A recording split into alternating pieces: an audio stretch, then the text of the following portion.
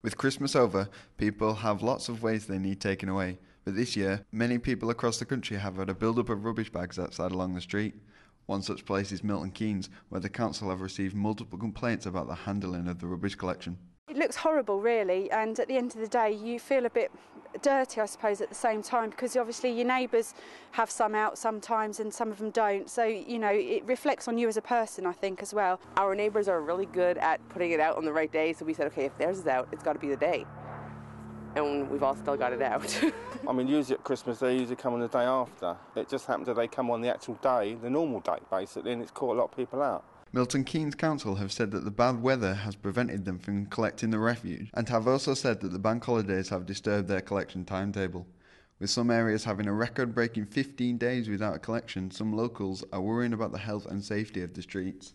Clearly we understand that and we apologise for the disruption, but obviously this is beyond our control. The weather, we just can't control that. Nature is very powerful, isn't it?